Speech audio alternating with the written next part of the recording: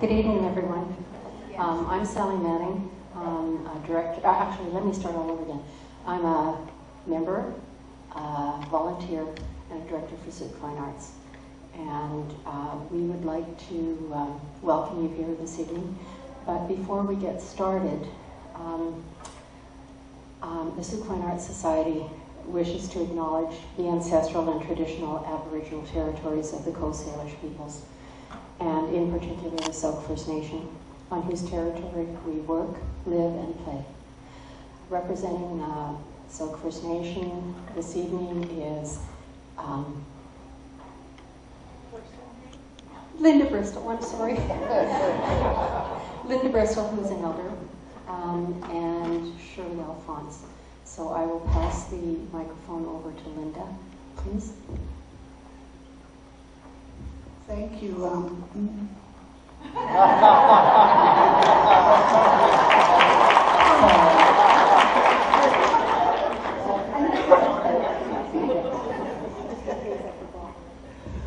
I'm so happy to see so many people have come out tonight. My traditional name is Shieshito.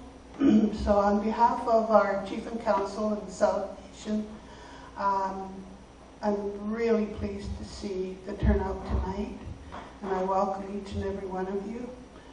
This is very important. There's so many connections that you will see tonight through this presentation, and all the hard work of Carey and his family and his crew. So I hope you enjoy it, and I welcome each and every one of you. Shirley will say her blessing and prayer for us this evening. If you can, please stand.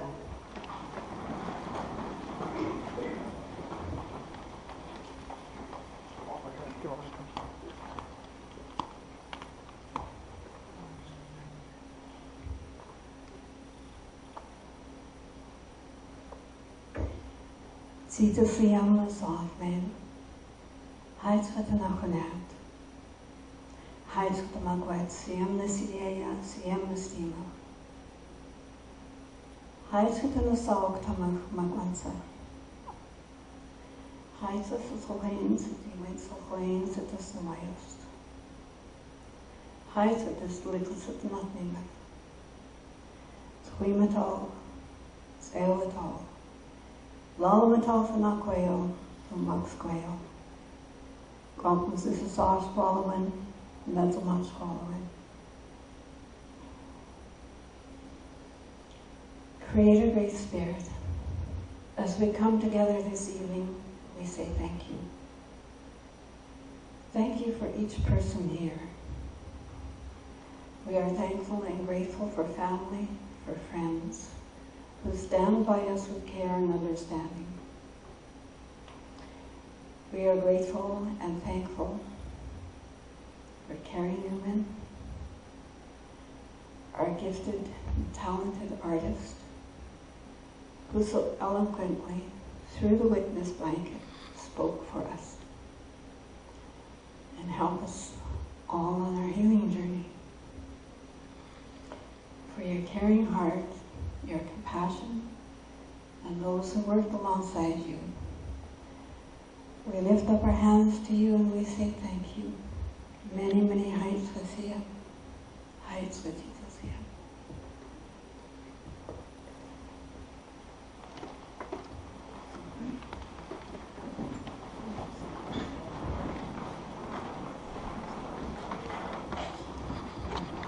So ladies and gentlemen, it's my very, very, very great pleasure to present to you Carey Newman, the creator of the Witness Blanket.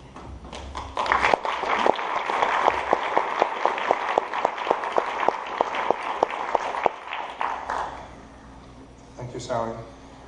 I guess I don't have to start with the part on the top of this page that says my name is Carey Newman. My traditional name is Hayalth Kingame. On my grandfather's side, I'm Kwakwakiwak from Coquitlam, Gixam, and Wawallabai clans of Fort Rupert on the northern end of Vancouver Island. My grandmother was Salish from the Cheom Nation along the Upper Fraser Valley. And through my mother, I'm very percentages of English, Irish, and Scottish. And I'm very happy to be here in my hometown, in a school that I would have gone to if I wasn't homeschooled. I want to acknowledge that we are on the traditional unceded territory of the Coast Salish people, and I want to say thank you to the Sooke First Nation for welcoming us onto your ancestral homeland. I want to thank all of you for coming today. I want to thank our respected elders, our community leaders, my mom and dad. I'd like to thank Linda Bristol for welcoming us. I'd like to thank Shirley for your words and your blessing. And I'd like to thank Sally for organizing this. Gila Kasna. I'm going to start by talking a little bit about community-engaged artwork, which is a funny term that I first heard when I was doing the Spirit Poll, and that was in 2008. And to my understanding, it means working with others, but it's a fancy way of saying that, as my daughter likes to say.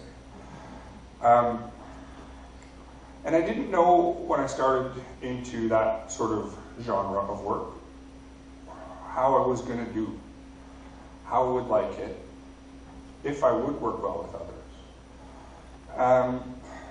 Because I know from experience that I'm not really much for collaboration. I really like to have control of what's going to be finished, of the final product. And Ellen's laughing because she knows that pretty well. But it turns out that working with other people fills your heart.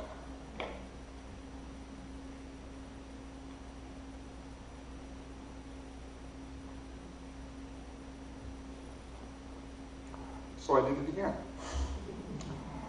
I carved a couple of totems with the Victorian Native Friendship Centre in a project called the Eagle Project, where Aboriginal youth came and they did life skills and job skills and cultural training. And the cultural training was that we carved 2 25-foot totems that now stand in front of the Friendship Centre there. And I just like that connection to community. And I like the idea of creating for the sake of creation, not for the paycheck that comes at the end, not for and sort of free from the pressures of, or the expectations of a commercial market piece. And so I made, a piece for Pacific Opera in Victoria, an acoustic ceiling. And that was interesting because I was working with a team of people who were telling me technically what this acoustic cloud needed to do to make it function correctly. So once I figured all that out, then I was able to try and work it into my ideas. And it was during that piece, and I donated my work for it, and they just paid for materials. And it was during that piece I was kind of in the middle of the witness blanket and kind of in the middle of some other projects that I was doing for private clients. And I was spending a lot of late nights working at the new Opera Centre because there was nowhere else. It was so big we had to make it inside the place it was going to be. And I was struck by how much I love what I do. And I don't always get that feeling because so often when I'm working toward a deadline of some sort. The clients are going to come to town and I have to have a little bit of that totem ready to show. Enough of it ready to show that they don't feel like I'm ignoring the work that I'm doing for them. I've got to get a bunch of jewelry ready for a store, and they're expecting it, and they're emailing occasionally, very politely asking for it. And so in that moment, when I was working in the dead of the night by myself, I just thought, wow, that I felt so privileged and lucky to get to do that for a living. And I think that the importance of doing that kind of work, doing work where it's mostly for, when you're not getting anything in return, is to teach and to remind your heart why you do it in the first place. So I think that's the beauty of this term, socially engaged work. And whether it's carving totems with youth, making pendants for grads, or making a witness blanket, it's a gift that I like to give myself once in a while. And I think giving, when it's done with no expectation of personal gain and no expectation of gratitude, is just really good for the soul. So I'm going to talk about the witness blanket, and I'm going to start with a video, and to give you some context, this is the video that we prepared, and it's excerpts of the journey. And we tried to fit into 3 minutes what we did and where we were going, because we were trying to raise money for the tour that the witness blanket is now on. So thank you all, by the way, for your donations. I saw big baskets full of money when you were coming in. So disregard the message at the end, because I know that you paid on your way in.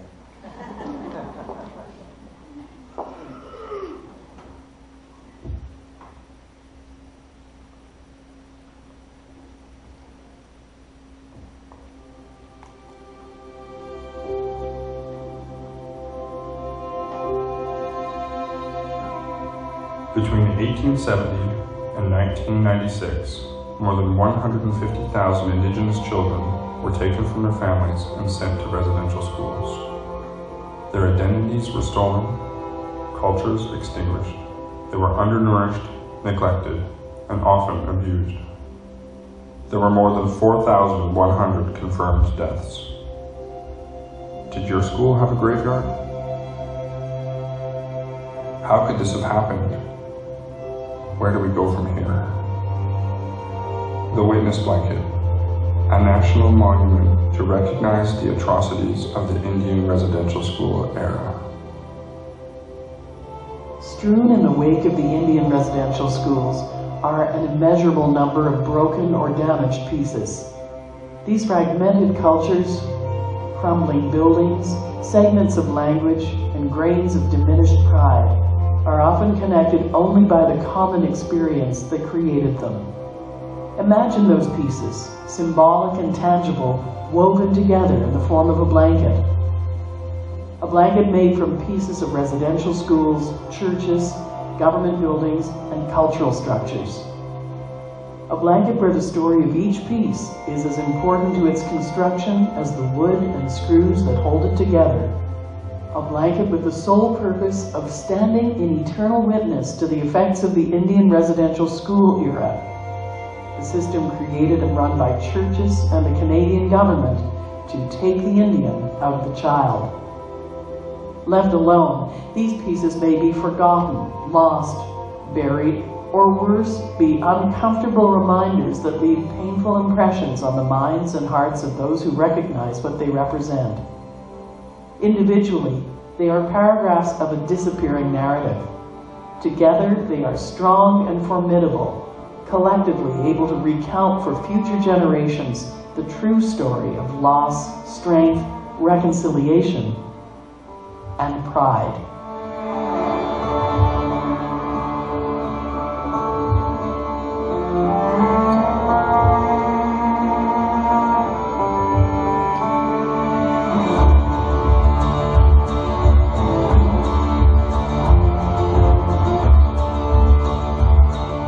The Witness Blanket may be the most important piece that I ever created, and and I feel an obligation to bring it to as many communities as possible. We need to honor the survivors and remember the children who were lost. We need to speak openly about these stories to ensure that this never happens again. To bear witness is to show by your existence that something is true. Please donate now to help all Canadians bear witness.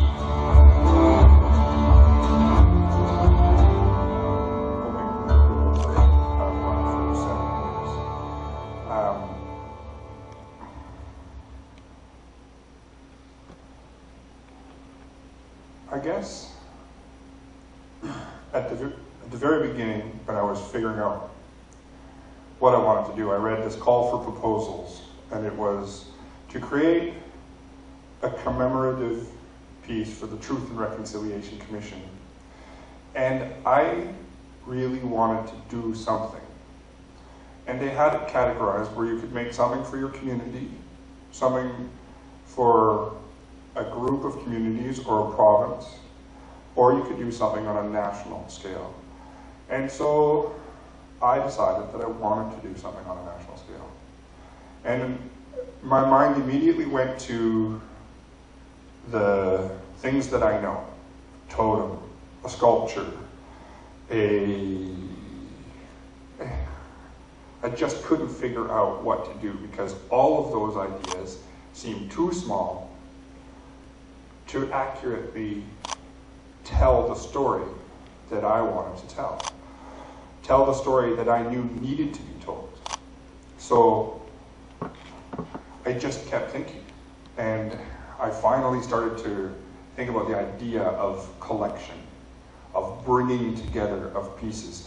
And that's where it began, but I was still stuck thinking that I was going to glue them all together and sculpt something, because that's what I know.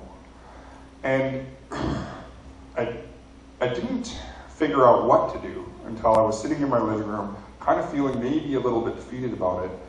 And I had my feet on this little stool that my mom and dad gave me for Christmas. And I've had it around and I really liked it. And I told somebody I liked it and they went and found it. And it's this wooden stool, and it's one, it folds up. And the mesh that you put your feet on is made from little pieces of wood that are strung together to make kind of a fabric out of wood. And I thought, that was my moment. That was the light bulb. I could do that, but make it really, really big. And I could make it out of pieces of residential schools from across the country. And each of those pieces would be witnesses. They would have seen what happened there. And so I jumped up and I ran and started telling everybody. I didn't know what to call it yet, but I knew it was a blanket. At first I thought it was only going to be residential school pieces. But then I thought more about the idea of reconciliation and what that means. And at first when I thought it out loud, or I don't know if you can think out loud, but when I first thought I need to add pieces from government buildings and churches, it felt shocking to me to put those three things together. But the more I thought about it, the more convinced I became that that was the only way that I could do this. The only way that it could really be about reconciliation is if it's a visual representation of that.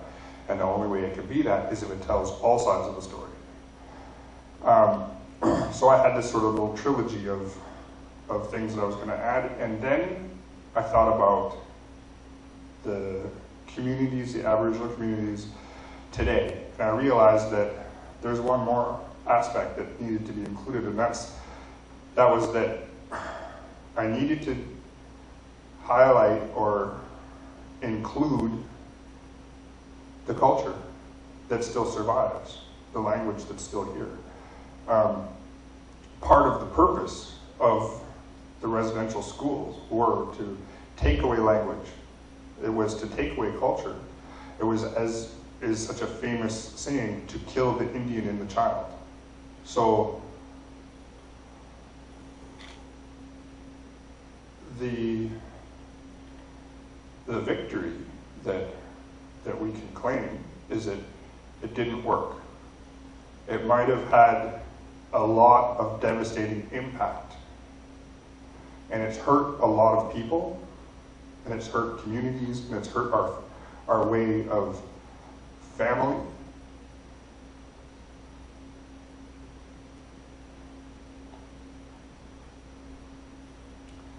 But the big houses and the sweat lodges and the friendship centers and the healing centers, they are a testament to resilience. They are a testament to the fact that regardless of everything that's happened, Aboriginal culture still exists in Canada. And so then I had to add in that I was going to have contemporary or current traditional structures. And I had to figure out a way to write this all down with no pictures to describe it and convince a panel that this was a good idea and that this was possible. And so it took a lot of me running things by my family, talking things through with my sister or my mom or my wife or my friends, until I was able to be really clear about what it was. But what you see now isn't what I thought of when I started. When I started, it was going to be made from bricks and stone and wood and metal. And that's it. All pieces of buildings. And we went off with that idea in mind.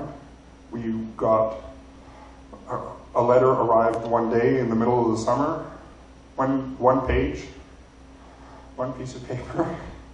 And my wife opened it because she thought, oh, it must be, it's so thin. It can't be, oh, I'm going to open it and spare him the sadness of finding out on his own. And then I get a phone call and she said, where are you? And I was at my daughter's daycare picking her up, and she said, can you sit down? And so I sat down on this little tiny chair. It's a little tiny plastic chair. And she said, you're never going to believe what just happened, or what just came in the mail. And I had no idea. I'd kind of forgotten about it. We put the proposal in early spring, like March, maybe April, and hadn't heard a peep. And she said, you got it, you got it. And I still didn't really know what she was talking about. And that's the day I found out I was going to get to make a witness blanket. So I needed a team. I needed a process. I mean, things needed to start happening. This was in August, or late August. I had until the following, not following March, but the one after, to get this all done. That's the way the funding worked. I was getting mine for up until March, and I had to go like on a mad hiring spree and buy everything that I needed, because I'd front loaded the proposal with all of the things that, all of the capital costs of building this thing. So then I had to like hurry to do all of that, and it was like crazy. But we hired a team to travel the country. We spent a lot of time together figuring out what the print material would say. How do you go into someone's community when you're a complete stranger, and first of all, ask them to talk about a really, really difficult, terrible time, and then ask them if they will give you something from that time. It's a really big ask, and for people to make that gesture it takes a lot of trust. And so we spent a lot of time working out the way to ask, working out what our philosophy was. And for me, what I decided was that I didn't have an agenda, that I was going to take everyone's story. And I wrote a definition for truth and reconciliation. And everyone on the team adopted that as our witness blanket, witness pieces of history motto for what we were doing, because we knew that some people would be angry, some people would be bitter, some people would think it was a terrible idea.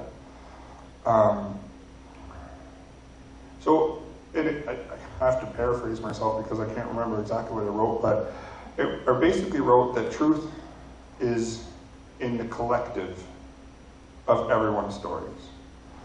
And reconciliation is different for everyone.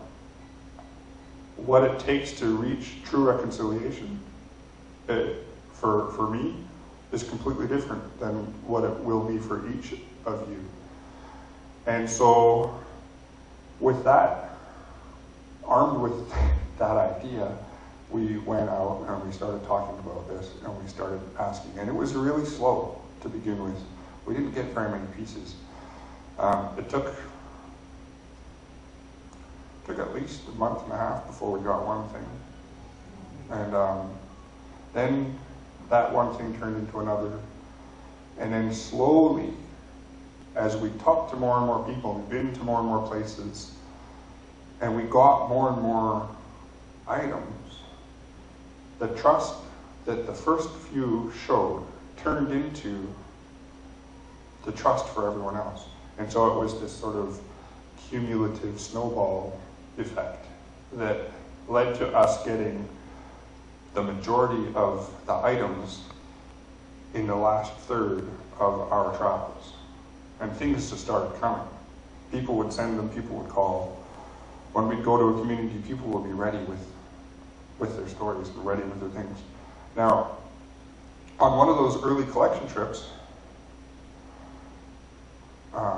Rosie, who was in Alberta, was walking through a residential school with a survivor, and the school had been turned into housing. And she was like, oh, and over there this happened, and this is where we would eat, and that's where the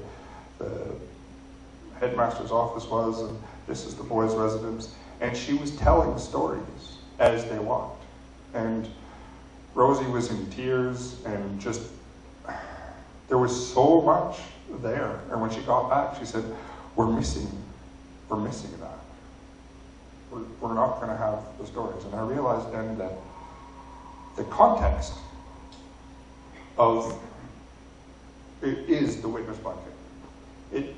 The pieces themselves, I mean, I like how it looks now, but the meaning of it is completely and totally wrapped in those stories. And so we talked to our media partner who helped us with the website, and they ended up building our app. But Media One in Victoria, there was 3 partners there, and they discussed it amongst themselves, and they said, well, we'll film it, but we need money for travel. And I had budgeted for 2 people to go to every community. Or I should say Elaine had budgeted, my wife, for 2 people to go to every community, which meant that we could split the team up. So the 2 people who were traveling didn't have to travel together anymore. One of them could be a camera person. And so that's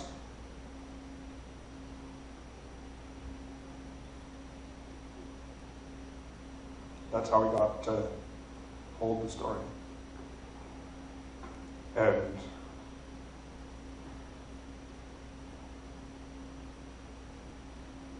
it's a gift.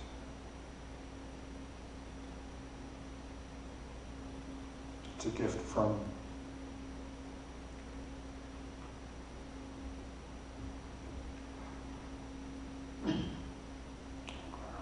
Cody, Graham, and Adam. Because,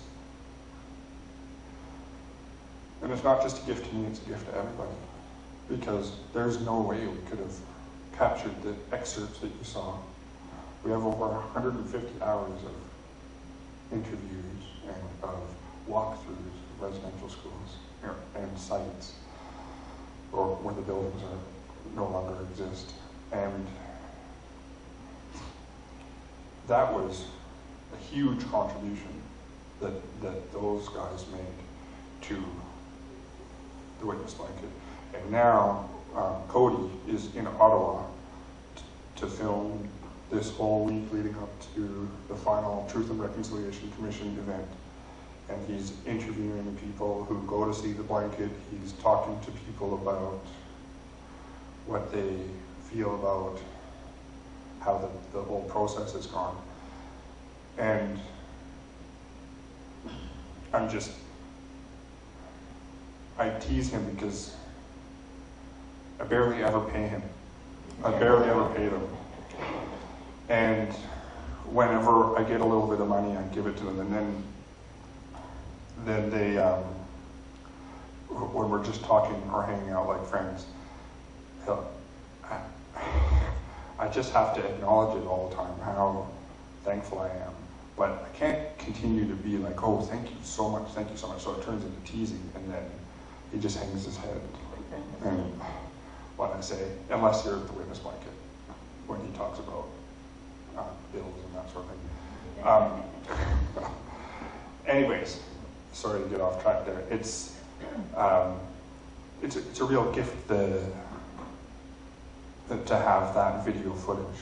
And now we have a grant from the Canada Council for the Arts to help us put all of that footage, all of those stories into a feature documentary or feature-length documentary about the building of the witness blanket, but also about the process of reconciliation and about truth-telling.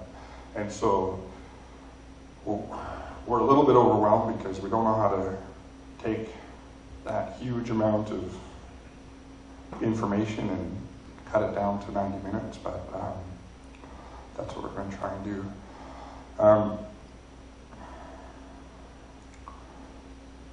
After we got all the pieces together, it was time to start building. I had to figure out what to do. And I should say that during the collection process, as I said this earlier, that it doesn't look now like it looked when I first had it in my mind. Rosie or Jamie or Merrick would call from wherever they were in the country, and they would say, somebody wants to give me a moccasin.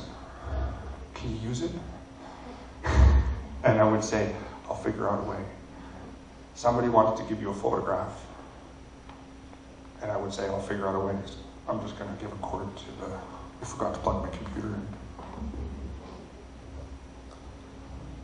I'm pretty sure about it.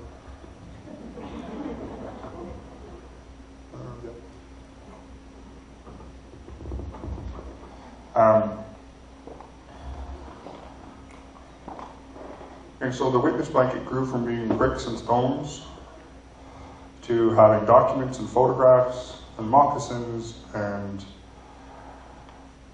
sashes. It grew to have so many different things. And that process was from the imagination of everyone. And so it was incredible.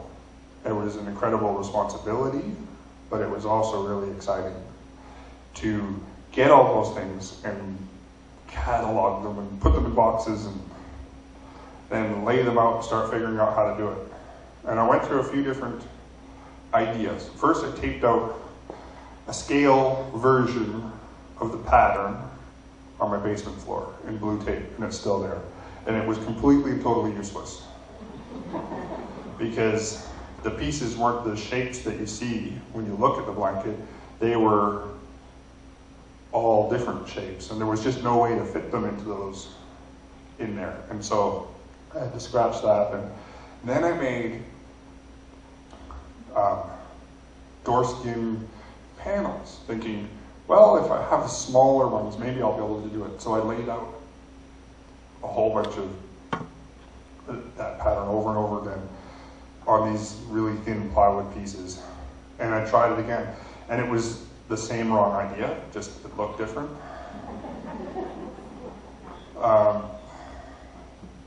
And so what I eventually did was I made little boxes that were the sizes of each of those squares that are filled with things. And one by one, I took pieces out of the boxes and I measured them and I recorded the sizes and I figured out which ones I could cut, which ones I would cut, and which ones I wouldn't. There are things on there that were so filled with spirit that I couldn't change them. And so that's how it went. Day after day, night after night. I measured, I made little graphs, and I plugged it into my computer. So I have an exact scale model of the blanket in Corel Draw on my computer, where every single square is the exact size and shape that we had to make out of wood. And that was our pattern. And I made a system where I numbered and lettered each one, and then we started cutting cedar. And we cut and cut and cut, and we dried it. And then we sanded and sanded and sanded. I should say Teus sanded and sanded. I think that Teus, who works for me, sanded cedar for a year straight. He has an unbelievable amount of patience and dedication. So that's what we did. And we had, my basement was completely filled to the rafters with little pieces of wood and little triangles and little squares, and every one was just a little bit different from every other one. And so they all had little stickers on them to say which ones they were. And then we organized them in panels. And it was, at times it felt like it was completely impossible, that there was no way we were going to get it done. And during this, we were also trying to figure out how, I had an idea that we would just drill through each piece and then run a cable through it, like a bead, and then kind of glue it so it didn't slide up and down. But you can't drill straight on an angle with grain and cedar, and it just didn't work. So it turned out we had to split every piece in half, and then staple and glue it in place, and then add the front on after. So there was that whole process of trial and error, of trying things and failing, that I went through, that we went through as a team. And that sort of is what the whole thing was. It was ideas that we tried out, and if they weren't quite working, we would tweak them and we would try something new. So I think it took about, I'm not exactly sure, but at the minimum 8 months, at the most 12 months of building to make it. And in this process, for the witness blanket has this, it has, I found that there was an incredible spirit looking out for us, looking out for me, because when something really needed to happen, something came along and helped that happen. When I was so sad about losing the stories, Media One came and said that they would film it. When I needed a really good person to coordinate the tour, Rosie, who spent 2 years of her life working on it and was sent by the Creator to help. She was working a different job. She was working for the BC Association of Friendship Centres in Victoria. And all of a sudden, the funding for the program that she ran, she had a great position there, was cut and given to a different entity. And so she was kind of left without a job. Although they wanted to keep her there, she said, I don't want to do the job that you still have for me. So I asked her if she'd come work for me, and she said no. We had a whole long meeting and discussion about it, and I was really hopeful that she would say yes, but she was so afraid of the scale of it. She didn't want to work at home by herself. She loved going to the office. And so at the end of the day, she said no. And then my very good friend Ron, who works with her, and unbeknownst to me, because I was just going to let it go, pestered her until she said yes. And so that's another thing that happened. And I honestly don't know what we would have done without her, because it's such a big job. It was such a big thing to think of. And I'm good at coming up with things and solving things, but I'm not really good at organizing things. So I needed that person, the one who can put everything in a column. There was just so many times when we didn't think that we were going to be able to, that something was going to have to get left behind, and something else came along and filled that gap. We wanted to make a tour, and we didn't have any money for it, but we really thought that it was important to bring the blanket back to the communities that the pieces came from, to the people who helped make it. And then Aboriginal and Northern Development Canada phoned and said, do you need any more money? And I thought that never happened. But they had slippage, it's called, from other programs, and they were approaching fiscal year end, and in the madness of what government is, they had to spend it. And I said, yes. I want to organize a tour, and I want you to pay for a contractor to organize it for me. So I can contract Rosie to organize this tour. And they said, yes, we'll do that. And we hadn't really thought about the tour first, so there was no stands for a tour. We were just going to make it and then figure out how to hang it later.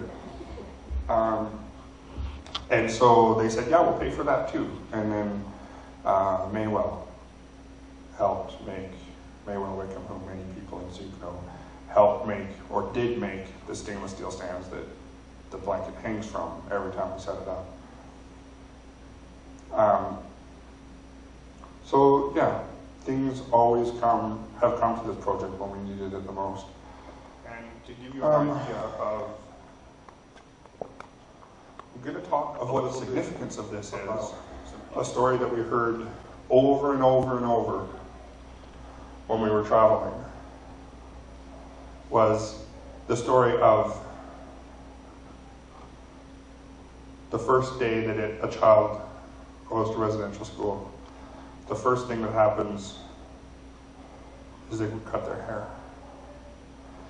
And if it was a boy, they would shave it, and if it was a girl, they would just cut it short. And in a culture where most Aboriginal cultures only cut their hair if they're in mourning, and they only do it with ceremony and preparation, because we believe that's an extension of our own spirit. And if it's just taken, then part of your spirit is taken with it. And you have to go through, as you'll see, a very specific ceremony to prepare yourself for that. So we'll play the video, and then I'll talk a little bit more about it after. This is to all whoever attended residential school. All the kids, you know, I still call them kids because it's my memory of them when I left there, who were all kids. This is to all the kids who all attended residential school wherever in the whole world.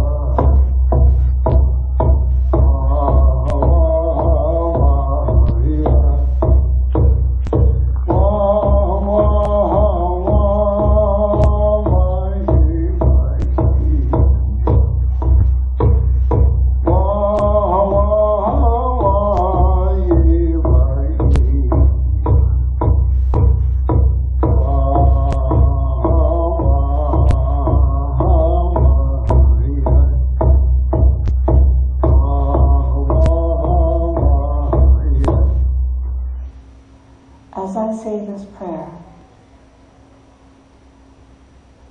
I ask the wind on eagle's wings to carry this prayer to Creator Great Spirit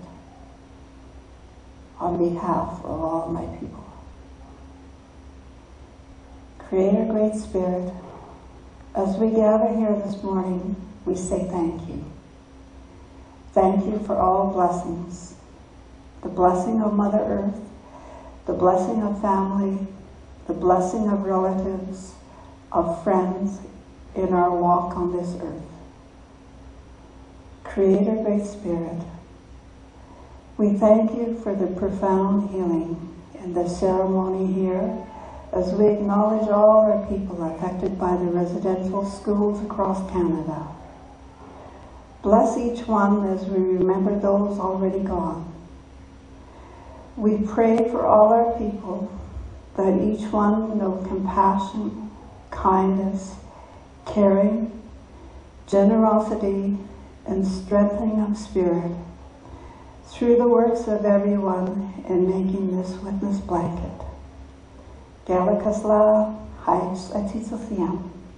I want to thank everybody for being here for this idea that Carey has had, which I think is very important in helping the world at large learn about this legacy and to help them to understand some of the problems that there are in all communities today because of that, and to help us on a path to forgiveness and to release some of the sadness. I've had a very, very good life, but I can still feel what has gone on in the past very easily. It comes through me very easily. And it's been an honor to grow my hair and to donate it to this project. And in some very small way, to feel what it may have been like, but to be surrounded by love and family while I went through that experience. And to help me to understand my culture and to help to bring that culture back into our lives today, the way we live now. We can still carry our ancestors and their ways with us. Okay, Nakasa.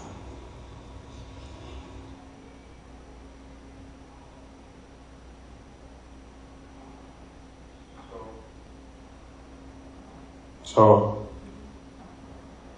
that was the contribution of my sister Ellen, who's here. Thank you, Ellen. And of my sister Marianne.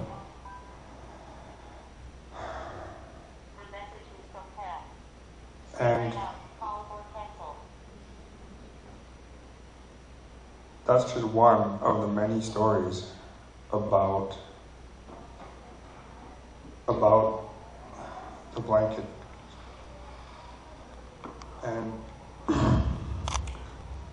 so I'm going to talk about a few of the pieces. What you're seeing now in front of you, and the reason I'm back here is because this is the Witness Blanket app, and I can't have the iPad down where I was standing before, so I'm manipulating this now. So anybody who has an iOS device can download this. And what it is our way of recording the stories and the history of each piece. So save the context and therefore the meaning of the blanket.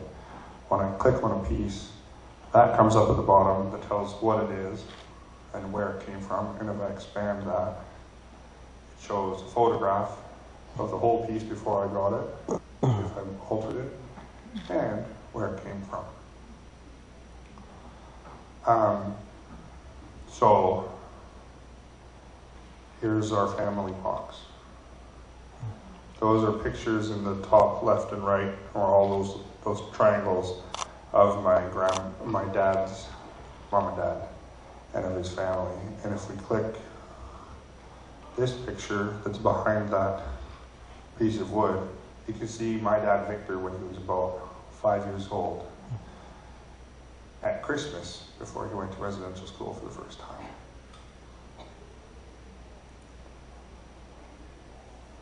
This is Ellen Newman's contribution. And this book is Ellen's biological father. That's his work. So we have in this little rectangle our family story.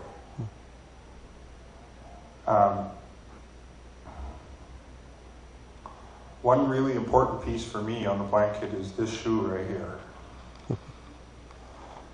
You may have noticed that shoe being picked out of the forest in the first video that I showed. And that piece came from Carcross. It came from the site of a burned down school there. And this piece taught me a lot. When Rosie first collected it, the first night she went back to her bed and breakfast, she woke up in the middle of the night screaming and kicking. And she felt like there was a presence there. And she traveled home the next day and put her bag aside and said hello to her husband that she hadn't seen for a while. And that night he woke up kicking and screaming. And he felt like there was something there. And so she brought it over at about 8 a.m. the next morning. And she said, she told me what had happened, and she said that she thought that there was a lot of energy with it, and she wanted me to know so that I could prepare myself for that. And I took it in my hands and I started to cry. And I could feel the anger, and I could feel the fear, and the confusion. And I did the only thing that I could think of to do, and that was to start talking. And I spoke to this shoe like a person, and I told the story of the witness blanket. I talked about what I wanted to do, why I was doing it, what my hopes were. I asked for permission, and I did this each night for the first week that it was in my home. And each time I held it, I could feel the energy start to slowly change from one of anger and confusion to a much calmer one that was mostly sadness. And I realize now that this piece was sent to me to teach me the level of respect and honor that I would have to treat each piece as it came. This was one of the first very few pieces that we received. And it completely transformed my view of those pieces as objects. It changed it from thinking that they were just that, objects with a story behind them, to recognizing that they actually have a spirit to them. And when I translate that into my culture, I think about a story that I was told about how we, in our Kwagios tradition, view our big houses not as structures, but as our ancestors. And that when we enter them, we are, in a sense, going into our ancestors' spirit. And the rafters are their ribs, and the fire is their heart, and the doors at the front is the mouth. And we believe that they can live, that they are living, breathing, spiritual beings. And when I started to think about that, I thought, well, it's not just a funny idea that all of these things have witnessed something. It's real.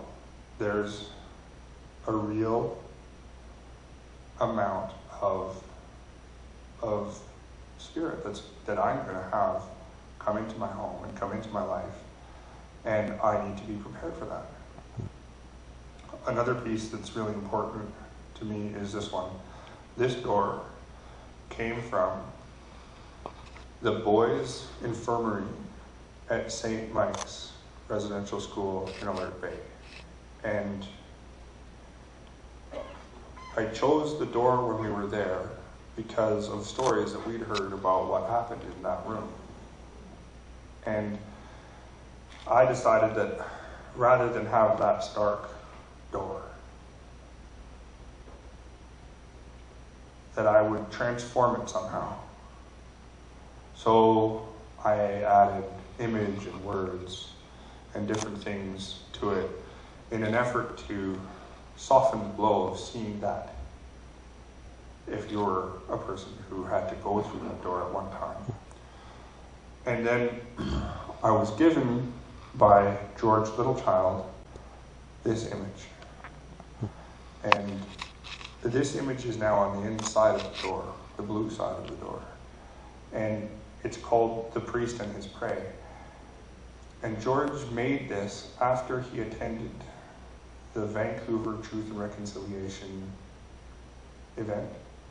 And he made it after listening to a survivor tell his stories.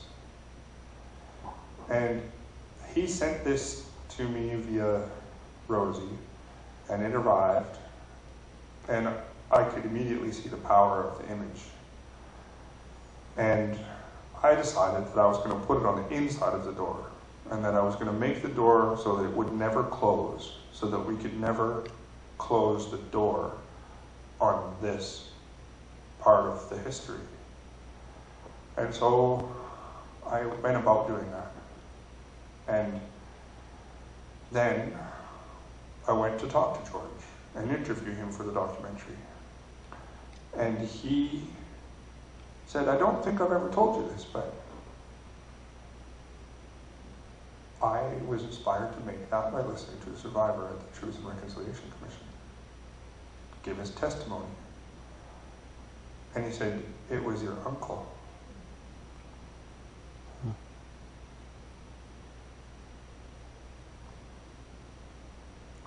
It was my Uncle Edward.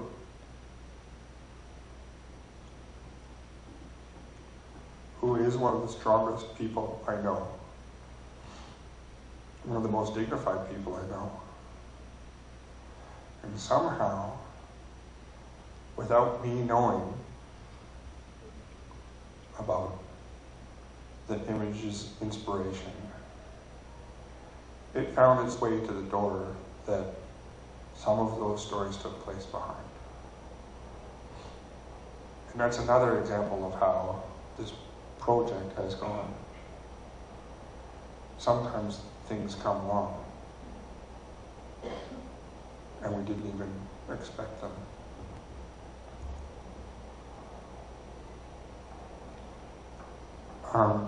The last thing that I want to show before I come back down there is along the bottom of the blanket, you see all those little squares. And they are the statutes of Canada. They are the Indian Acts that led to the creation of residential schools. They are the laws, the legislation that caused all of these things to happen. And I put them at the bottom because I feel like they're the foundation of all of that.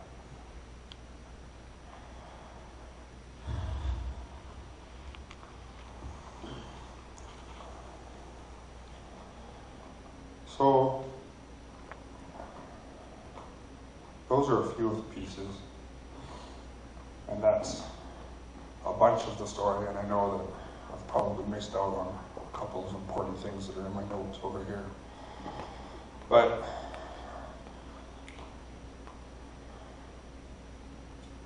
I'm going to talk about why I made the witness blanket. Because I think that's probably the most important part.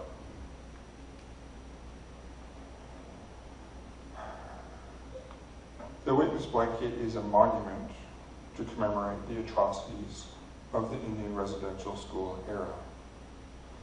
And it's made from pieces of our shared history, collected from all parts of our country. Tangible, everyday objects are the construct, but stories are the substance. It's the culmination of 3 years of hard work, heavy work, the kind of work that weighs on your soul and tests the limitations of your spirit. We took a lot of care for ourselves.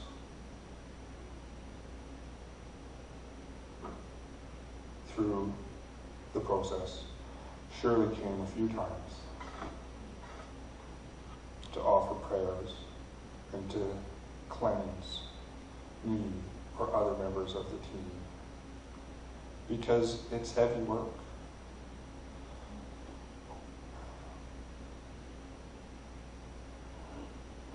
It's a record of a dark, dark time, and yet, amongst the difficult and uncomfortable truth, it holds moments so bright and beautiful that they bring tears to my eyes and warmth to my heart.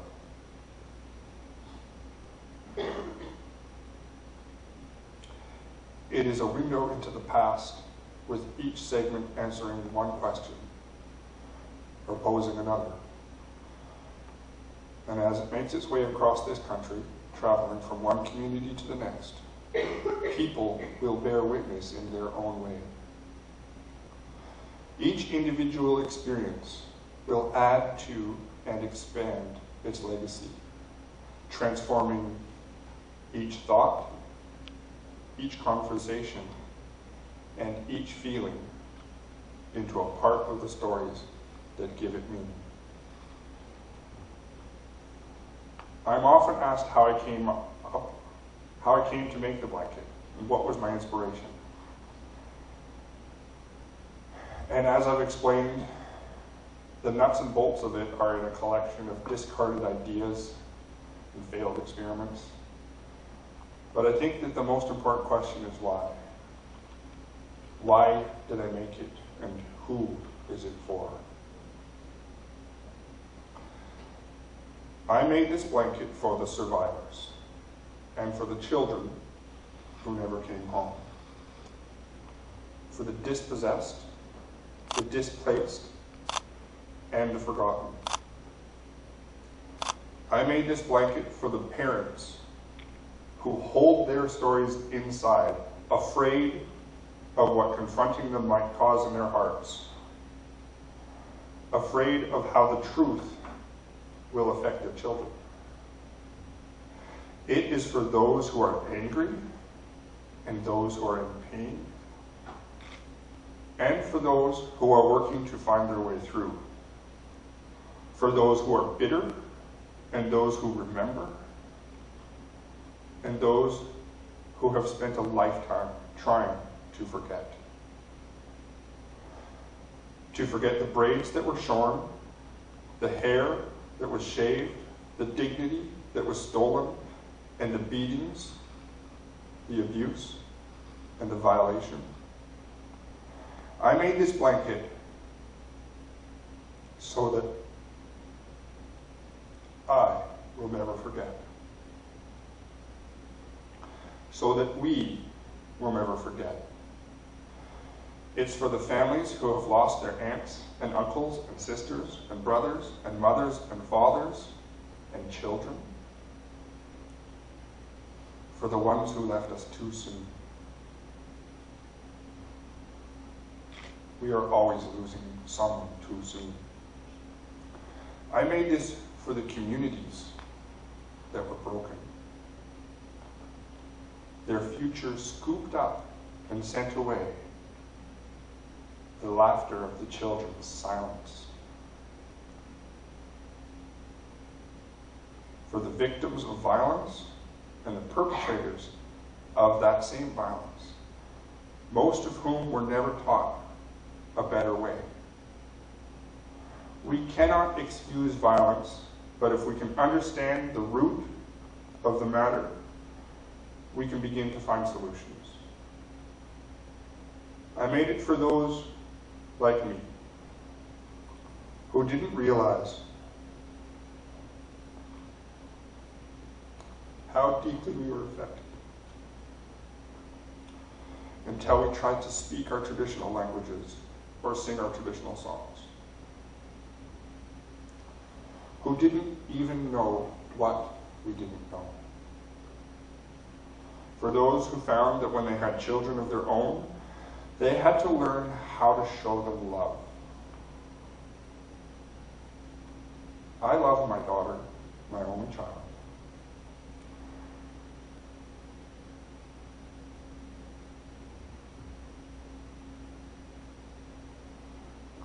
But I was afraid to have a son, for fear that I wouldn't know how to relate to him.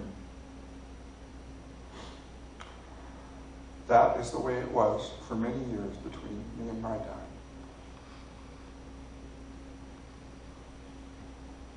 That's how it was from the age I was when he was taken to the age he was let go. It's for those of us who spent part of our lives ashamed of our heritage, for those who have yet to learn to respect themselves for whom they are and for where they're from. I made this for our cultures, our languages, and our traditions that were legislated away. I made it for the governments and for the churches who tried to take them. It's for the resilience that held fast to those traditions, shepherding them through generations so that they are now able to flourish again. I made it for anyone who doesn't know what a residential school is, or the truth of what happened there, or the policies and laws that created them. I made it for those who wonder, when are they going to get over it? So that we could have that discussion in earnest and begin to change that perception. I made this blanket for the people who want to learn and for those who have felt guilt, for those who walk beside us, and for those who are just now ready to walk beside us. I made it for the conversations still to come, for the lessons we have yet to learn, and for the future that we are building together. I made this blanket for hope. I made it for truth.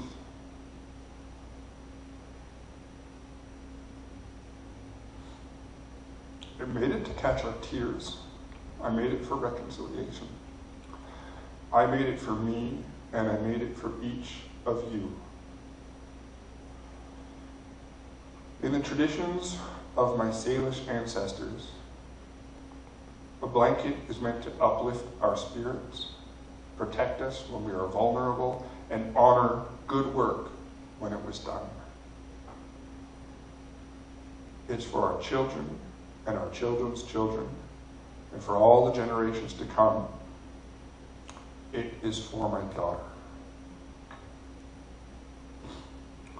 When I think back and remember at the beginning, as I sat and thought what I could do, through all of my ideas and dreams, and the collection of the pieces, and the success and failure of the creative process, my truth is that in my heart, most of all, I made the blanket for my father.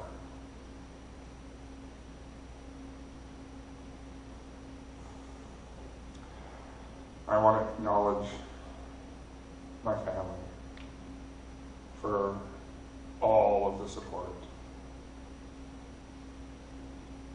My mom, my sisters, my aunts and uncles, my wife Elaine and my daughter Adeline, because without you, I couldn't have done any of this. Que la casa. So, that is the story of how the witness blanket came to be. I'm going to take questions if anybody has any and if we have any time, but I want us to acknowledge everybody here in my Quaguas tradition. Well, I think my Salish tradition too. We have a custom of paying witnesses. And that's one thing that I haven't really talked about, how it came to be the witness blanket of all the things we could have named it. And that came from a CBC interview that Elaine was listening to on her way to work in the morning. And a priest who was at one of the testimonials was asked, "Why are you here?" And his answer was, "I'm here to bear witness."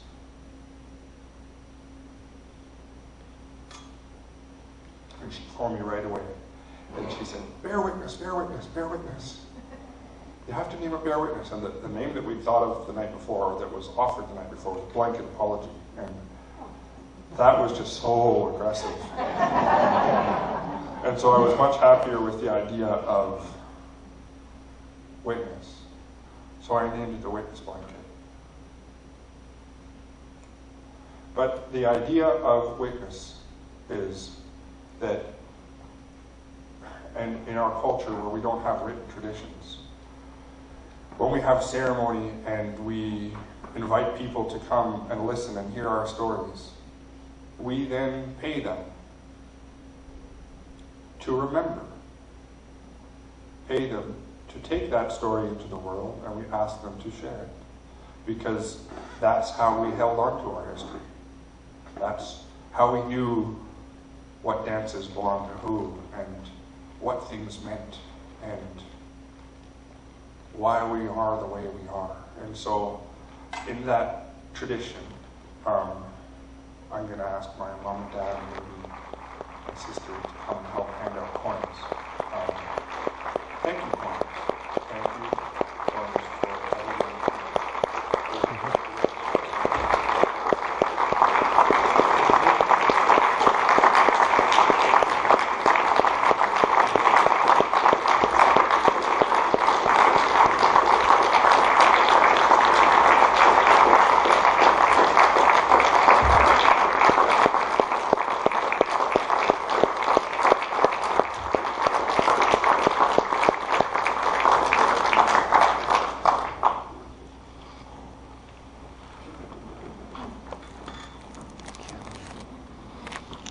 Does anybody have any questions?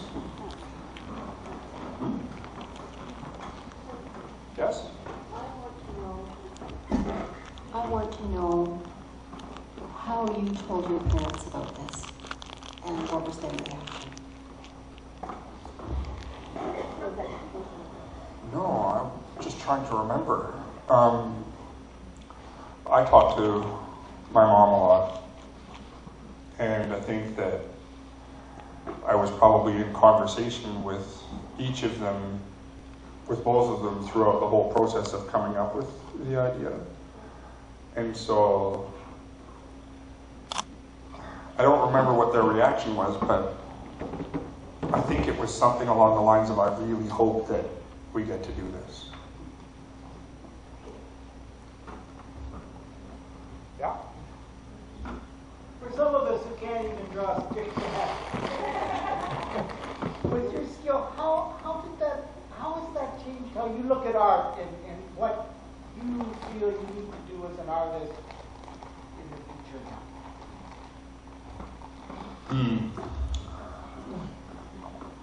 now?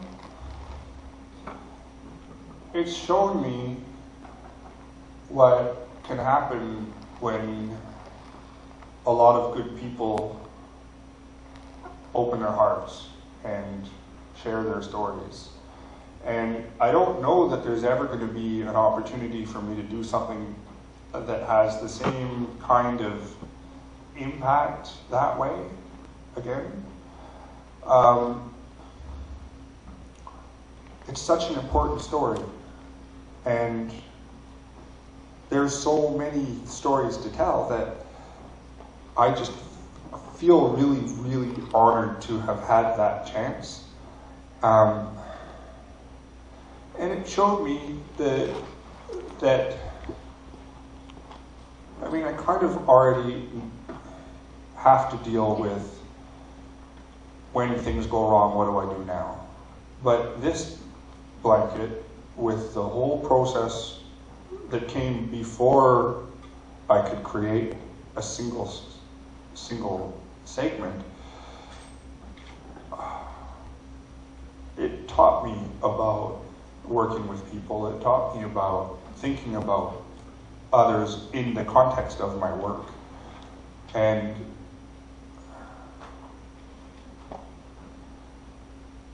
it changed me completely as a human more than I think it changed me as an artist.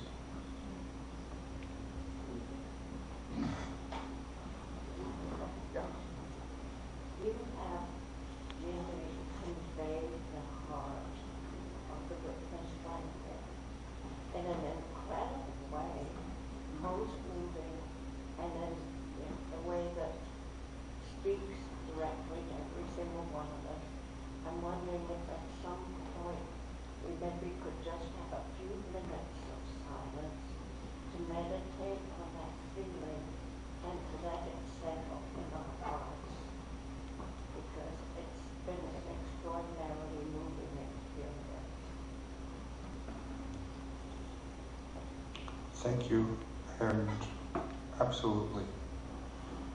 Why don't we take a moment now to just reflect on what you said. If anybody didn't hear, it was that she'd like to take a moment or two of silence to just reflect.